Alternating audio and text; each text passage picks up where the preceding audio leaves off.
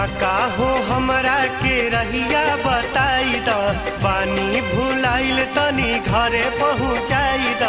ना जानी गौआ के नाम, एगो काली माई बाड़ी हमरा गाँव, ओ एगो काली माई बाड़ी हमरा गाँव।